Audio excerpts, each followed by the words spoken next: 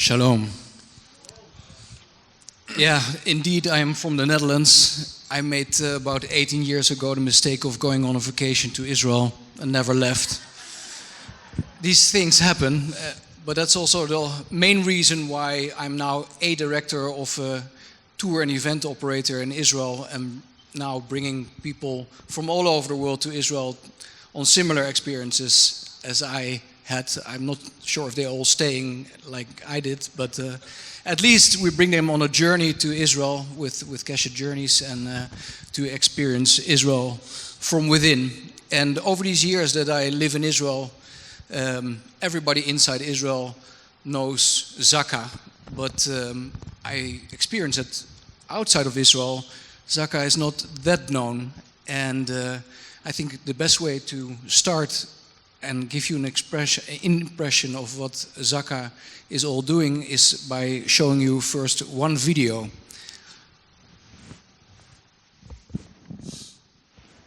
ZAKA, the name says it all. The warriors who honor life, who represent bravery, chesed, and mesiras nefesh. Thousands of ZAKA volunteers all over the country, around the clock, do the holy work and honor the fallen, giving them a Jewish burial. Saving lives, locating missing persons, and protecting the elderly, car accidents, terror attacks, natural disasters. These are tragic stories of loss. They are the first responders, saving lives when it's possible and honoring the fallen when it's not. That was their mission up until October 7th, 2023. Simchas Torah, 5784. October 7th, 2023. The most horrific massacre Israel had ever seen since the birth of the nation. The largest and most disturbing loss of life since the Holocaust. And from that moment on, thousands of ZAKA volunteers have been on the front lines as heroes, showing dedication and humanity. Under enemy fire, they fought to preserve every memory, every identifiable part of the roughly 1,400 holy victims who were brutally slaughtered. The honor of the murdered victims and a proper Jewish burial are all the grieving families have to hold on to. The entire nation was in awe of ZAKA volunteers who weren't fazed by the horrific scenes in front of them or the danger they faced. It was all for the sake of the holy victims. But the challenging holy mission is not complete. Their hard work is not yet finished. They clean the damaged and burnt houses and collect the remaining blood. Not one drop is left behind. The names of the ZAKA volunteers will be inscribed in the history books for eternity, along with details of their heroism and holy work of truth.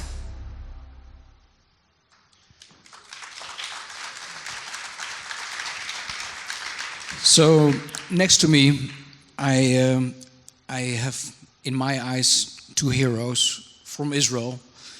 On my left side is Nachman Dickstein, and on my right hand, for your left side, is Simcha Greineman, and both of them were there on the 7th of October.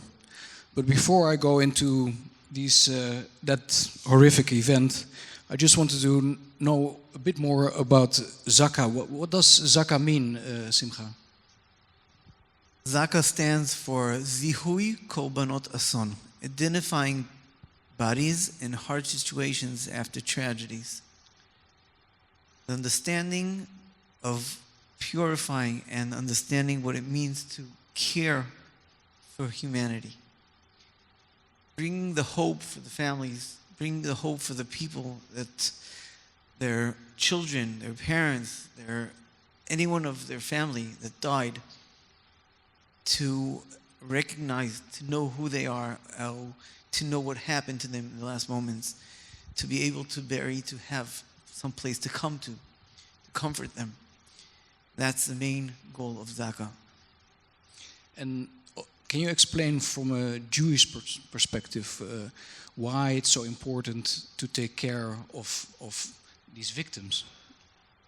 Well, when God created the world, He created Adam. Well, if you spell they pronounce Adam in Hebrew, so you write it Aleph, Daled, Mem. Aleph stands for God, is Elokah, is God. Daled, Mem stands for blood.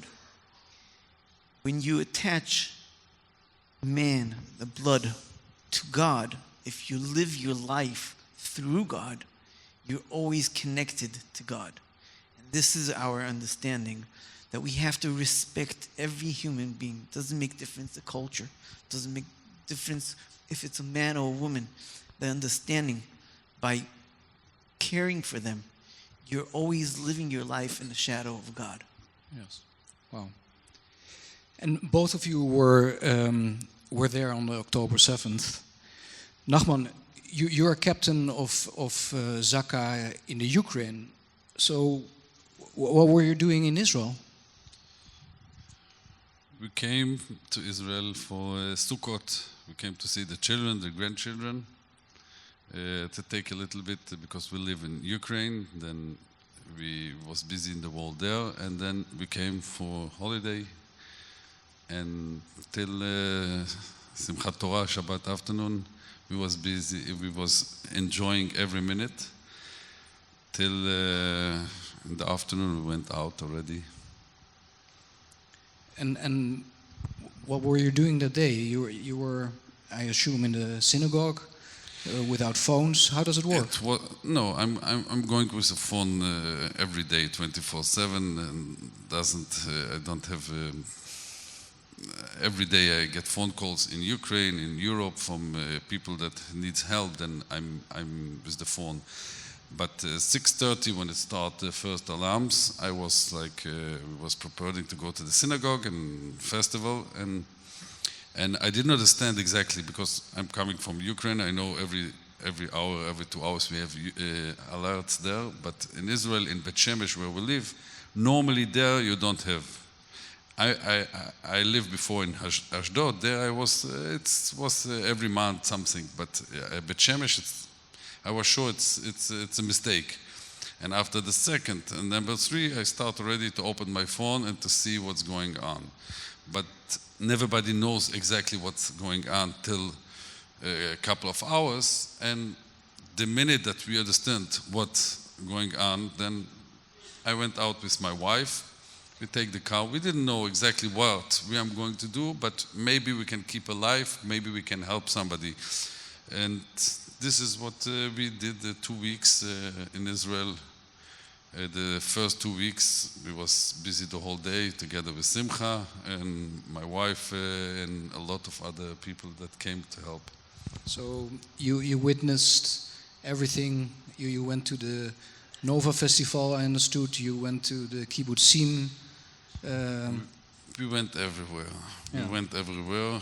Yes, we start from the hospital in Ashkelon, where the bodies came, and we was listening the radio in the Shabbat, and we know 200 bodies. This is what in the radio they say. And on the way, I say for my wife, 200. Wow, so much. We came there. We understand. We are only in the beginning.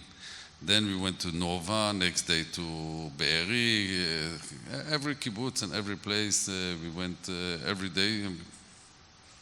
Every day we was sure that we saw everything, but every day, honestly, it was like, wow, something like this can happen, something like this happened. Yeah, and in the beginning it was also still a war zone, right? Yes, but we are going to help people. Then God, I believe that God will take care of us. We are coming to help. This was the mission. Yes. We need to help people. If I can help one person keep his life, for me, it's already, I did a lot.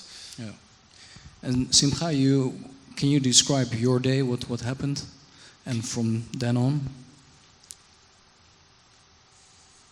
Well, on October 7, on a daily basis, when we get called into a car accident or even a bus accident, even a train accident, so we have a number. We could say, okay, in a car you can have between a driver, 5 people in the car. Even if you're talking about a train or a bus, about 50 people got injured, let's say 50 people got killed. So you know what you're going to be facing.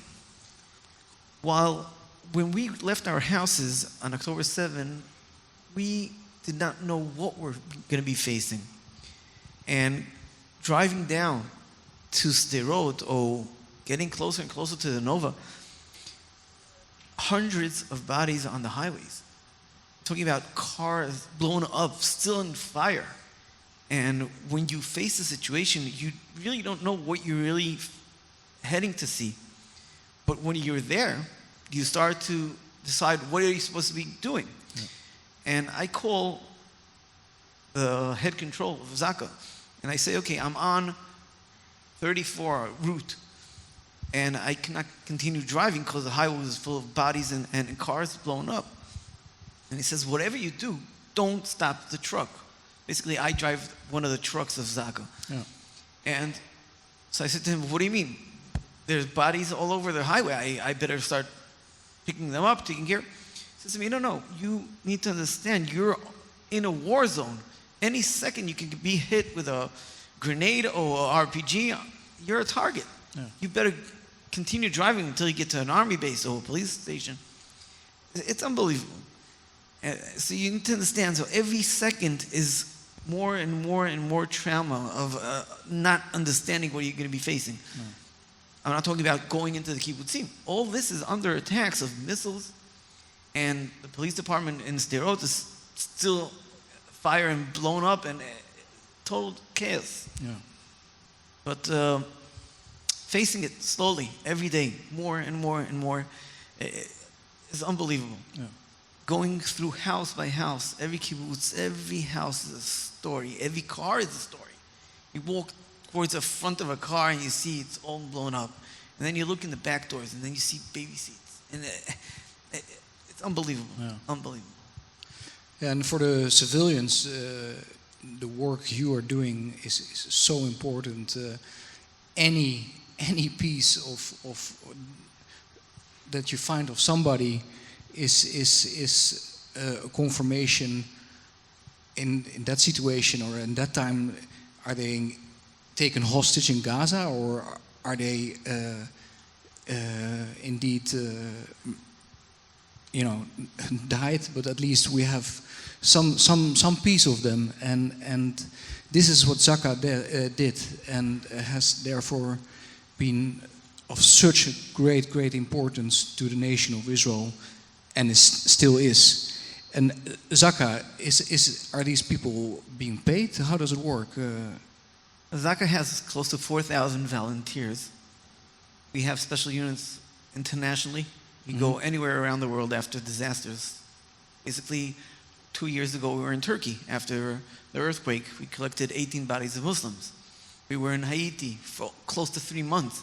Back and forth all the time, helping over there to try to identify and try to do everything under control to be able to give the culture to the families to know what really happened to the children or the family. After 9/11, we were here. Yes. We were here Surfside 2-3 years ago. Anywhere around the world that we were asked to come. We were notified in the UN as a special search and rescue team. Yeah. And we go anywhere. It doesn't make difference, the culture of the country, Muslim, Christian, Israel. Yeah. We're there for humanity. Wow.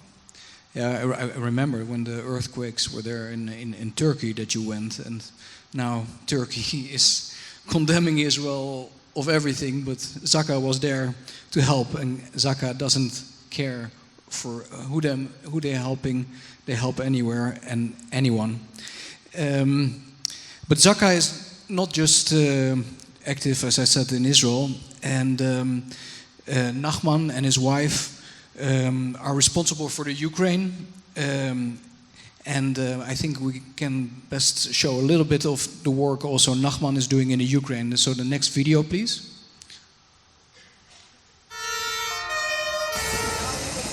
One, two, three. Сейчас поедем в Молдавию.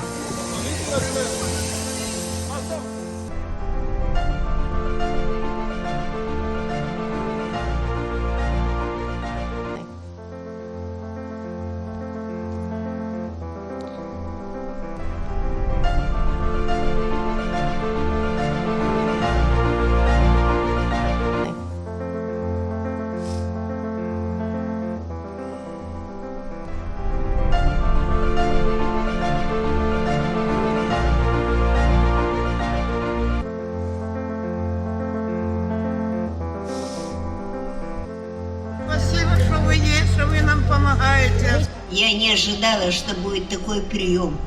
Я не ожидала, что есть такие добрые люди. Сейчас мы поднимем чуть-чуть, чтобы голова была сюда. Давай, бабушка, давай. Давайте.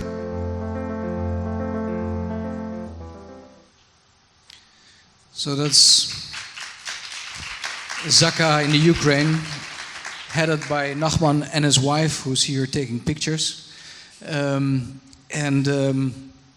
Nachman, can you describe a bit what you're doing? First of all, you're in another war zone. It's a war that we tend to forget even. But you're living there. You live in Kiev for many years already, and you're helping there as well as a volunteer, together with your wife. Can you describe? We have not many minutes, but shortly, what you're doing. I will try because it's 2.5 years from war. But we went out from Kiev to Moldova. I will try to do it very shortly. And when we arrived to Moldova, we saw so many people coming out with buses and everything. But what's going on with the people that cannot come with buses? Needs ambulances, needs to be taken care from the house, taking the passport, medication, and everything. Then we get phone calls that one bomb fall in a house, in a building in Kiev. Then we try to find ambulances. And this is the story start like this. And every day we have like 5-6 ambulances came to the border of Moldova. From Moldova, we had other ambulances to Moldova, to Chisinau. And from Chisinau, in the beginning it was every week a flight. Every flight was like only people that cannot, with doctors was. Then we opened a small hotel with around 30 rooms. Every room has a nurse, every 2-3 rooms has a doctor. And like this we bring Holocaust people, more than 150 Holocaust people to Israel, to the Holy Land, back home. Wow. But Amazing. just a moment, this is my wife. Yes. And she is in charge. She do everything. Exactly. Yes. And but your wife was also there on the 7th of October, and your wife. I will cut you 1 minute. Yes. You see the smile, because what my wife say from the beginning, when we went in Israel, when we went in Moldova, everything was a happy end. You saw the woman from 100 years, 89, 99, 98. The people are living now in Israel. This lady, the old lady that get the flower for my wife, she's 100 years. She's now 103, and she's good. And we are in contact. I need to say, my wife is in contact with everybody. This is the reason that we don't have time to fight, because she's always busy to talk to. But this is something else. But really, the people came to Israel, and wow, and the happy hand was there. But when we came to Israel this was not happy, and it was very difficult. But what I wanted to mention also is that your wife was there also the 7th of October, and just like after the Second World War, where there was already a lot of denial, your wife, which is not really according to Jewish principles to take pictures, but your wife took pictures, and many pictures, and pictures we don't want to see, but also the UN literally didn't want to see. Nick spoke about it yesterday at the concert, but Valerie, the wife of Nachman, had to go multiple times to the UN to prove that it were her pictures of her phone and that she has seen it, and it was denial after denial. And up until today, I think there is still not a clear statement that there was abuse or sexual abuse. And yeah, this is the world we're living in. But I'm just sharing what your wife has contributed as well. But I hope one day the UN will open their eyes as well. But as I said, I'm a director of a tour company, and of course for us it's also different times at the moment. But what we are doing are solidarity missions. And this is really a very powerful thing, I would say. We just heard Bishop Stern speaking and talking about awakening the church. And to my surprise, you know, we have many Jewish groups, but where are the Christians? Where are they? I mean, every church has a missions pastor and a missions department, but where are the missions to Israel, the solidarity missions? We have done several. We did one in May with the NRB, with Jim, 2 Jims, Jim Scudder, Jim Garlow, and Troy Miller from the NRB, of course. And but you know, the exchange with people to really literally comfort them. Jim, at every gas station or wherever we come, Jim Garlow was saying, "I'm from the United States. We are praying for you." And these people were in tears, and we as well. But it was such a beautiful exchange. So I really encourage you to come. But one of the heroes that did come was Nick. So I want to show you a short video who also was with us with ZAKA. The next video, please. It's a great honor for us to host here a person that wakes up every morning and says, if I can do it, then what's your excuse? It's scary to be come into a place and this is what you see. A machine gun on top and the car was full of terrorists standing on the poles. My name is Hanan, member of Kibbutz Kfar Aza. Mothers were shot in the window when they were still preparing baby formula for their babies. Jews around the world need your voice right now. So I just wanted to say thank you, and thank you to all of you for what you're doing, what you've been done. Your story is your story. No one can argue with your story. And we'll never forget. It's not about a person, it's about the people who are people of light and love to spread more light and love.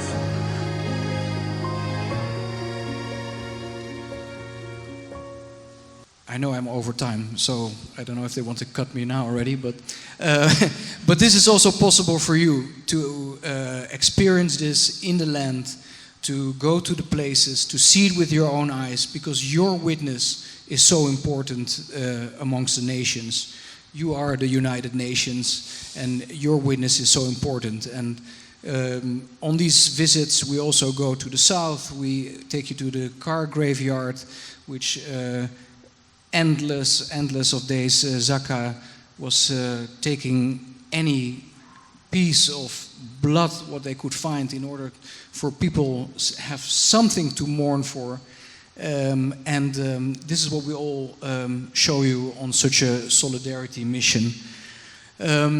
We are nearly at the end, and ZAKA is, as I said, a volunteer organization and is in great need of help, support, and maybe you can describe, you know, we are facing at the moment a multi-front war. ZAKA was not prepared for October 7th, but at the same time Hezbollah was, and still is, attacking Israel. We have the Judea and Samaria where all kind of things are happening. We have the Houthis. Are you ready for all this? Well, we weren't prepared for anything before, basically. We had 2 little containers in the country with some supplies, some body bags. In 3 days we were empty. Think about it. We collected over 1,200 bodies of Israeli citizens, then Thai workers and different workers around the world, over close to 100, and we collected 1,500 bodies of terrorists. Just understand, after seeing what they did and what happened to our families, but we had to make sure that we do it in understanding of respecting humanity. Well, we need support, as not only gloves for sure and different appliances and stuff like that. We need more vehicles Yeah, I understand you're driving an ambulance from the 80s or something. Yeah.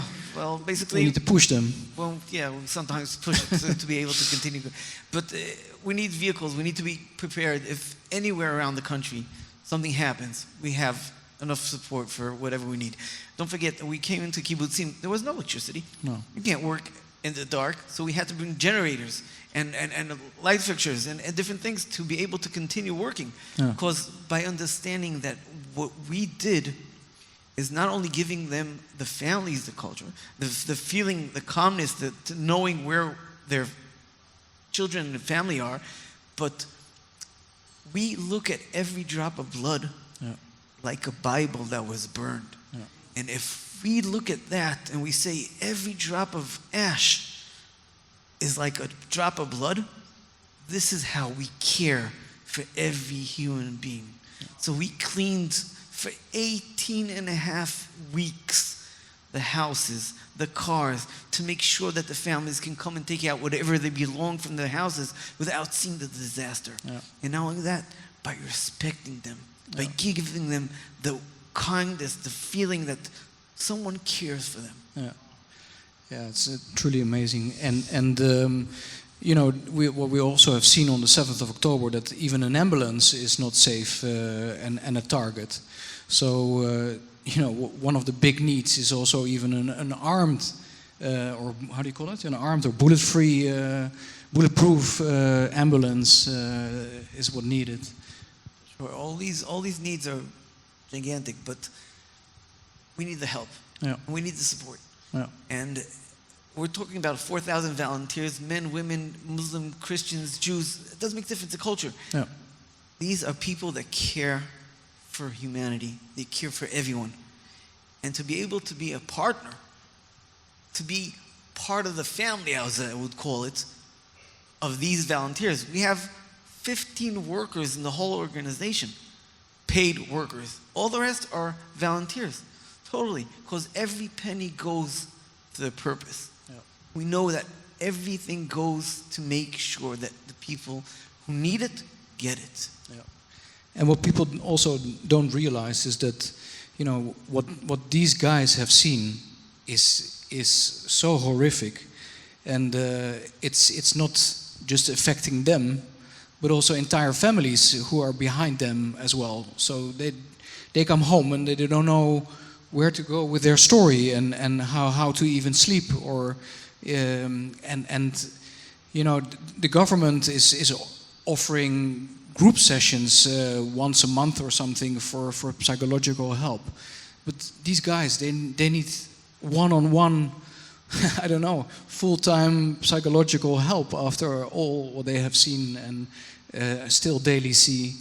And so that's also one of the big needs. But the main goal of this session is just to bring attention to this holy work of ZAKA. We created a Friends of ZAKA. It's brand new.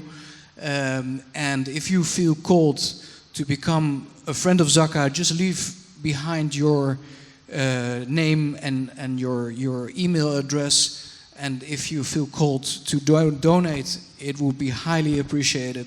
You can all do it through this QR code. And but we hope to see you in Israel, that you have the courage to come to encourage the people and to also be encouraged yourself. Thank you very much.